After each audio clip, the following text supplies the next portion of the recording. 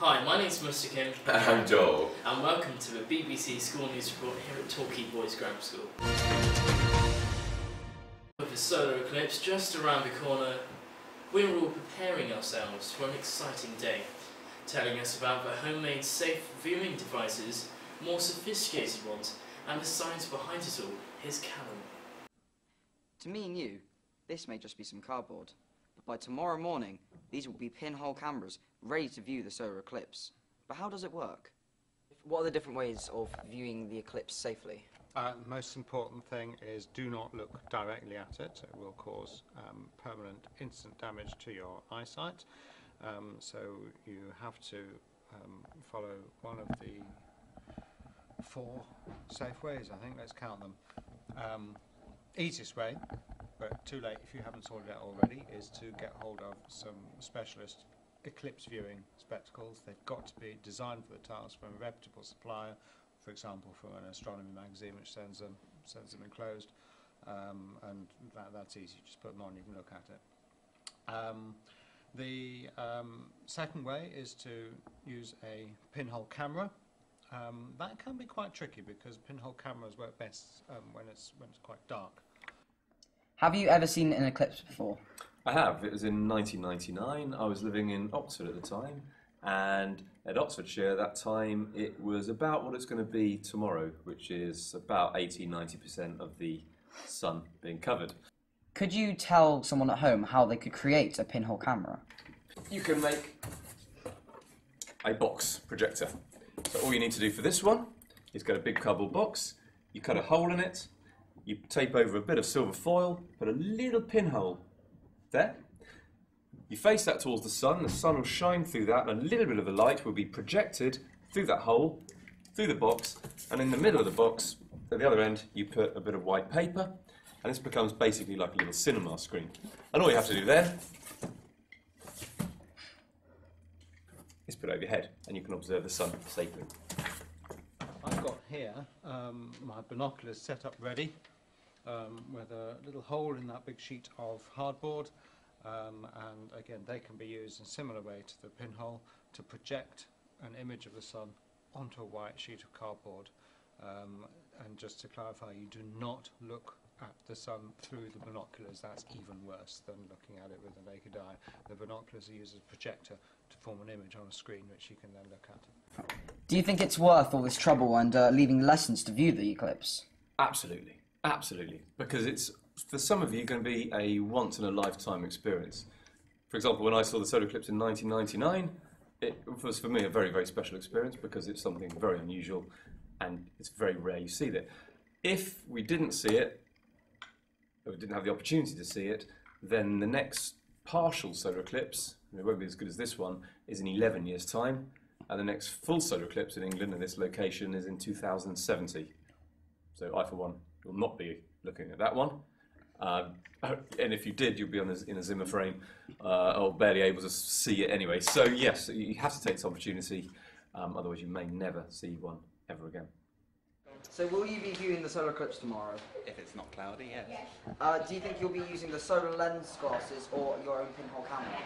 I think I'll be using solar lens glasses if I'm available. I'm going to be using the solar eclipse glasses. Are you looking forward to viewing the solar eclipse? Yeah, I am, because I've never seen one before.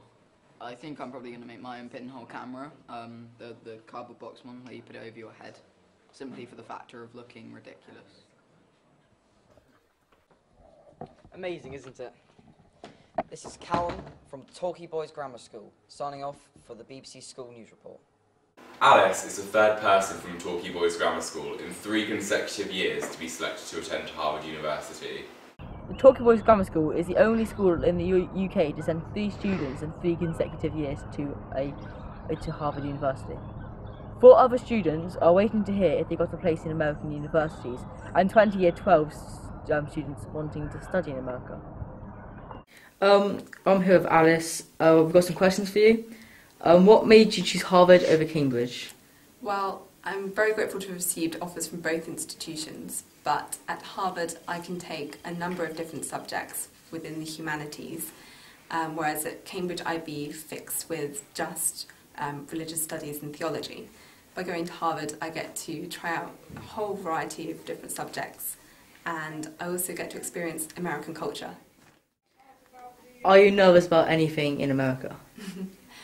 I'm nervous about the different sorts of spellings I'll have to learn, but more importantly, it's about making that adjustment, not just to their culture, but things that all people my age face, such as making new friends, orientating yourself in a university environment. Naturally nervous, but excited. Okay. What was your reaction when you found out you had a place? Quite shocked. I couldn't believe it when I saw the email that came through. I couldn't even speak. I was absolutely speechless. Have you got anything to say to people wanting a place in a prestigious university? I'd say definitely go for it. It's the old cliche of just believing in yourself and nurturing that niggling feeling inside of you that you can do something.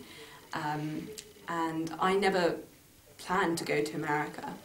I simply heard about the Sutton Trust US program, and they were really helpful in telling me all about all the things I needed to do.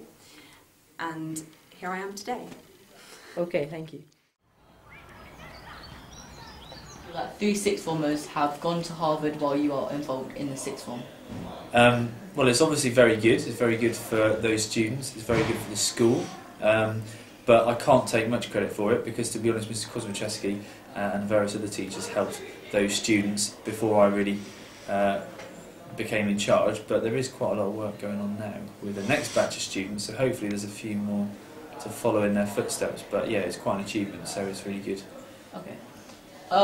What application progress did Alice take to get into Harvard?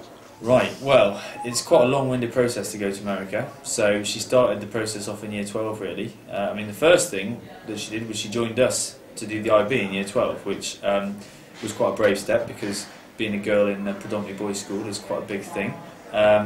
So she did that, and part of the reason for that is because in America they tend to do a liberal arts programme, whereas a normal degree in Britain they focus on one subject. So when they do a liberal arts programme, they study lots of different subjects. So doing the IB is quite a good preparation for that, where they do 6 subjects. So that was quite an important thing to start with. Then she went through a programme of an application to what's called the Sutton Trust, which is a charity which helps students apply to American universities, and it's quite competitive for that. So she had to go. There was about 1,500 applicants to get 100 places on that process, so she did that, and she had to go for interviews, and she had to do some tests, and she had to write a big application, had references from the school. So she was successful into getting onto that programme, and that gives them extra support. So as well as the support from the school, it gives them some extra support which they go up to London for. Gives them some help with the entrance test they have to do. So she did the ACT entrance test, for which you get a big book, which looks kind of like this, which she did lots of revision for, so you can see how many questions there are on that. So she worked through that tirelessly to prepare for the aptitude test that they do, and then she also did some subject tests as well. I can't remember which subject she did, but she did 2 subject tests, and she did a couple of goes at those because you can take your best score. and then she had an interview with somebody from Harvard that came over here, and then she did an early application, which she did before Christmas, and she found out at the end of November that she'd been given a place. So yeah, it was quite a lot of work. Yeah. Okay. Alice is very proud to have such an amazing opportunity and recommends the Sutton Trust programme to anyone trying to get in a prestigious university like Harvard. Thanks for watching, back to the studio.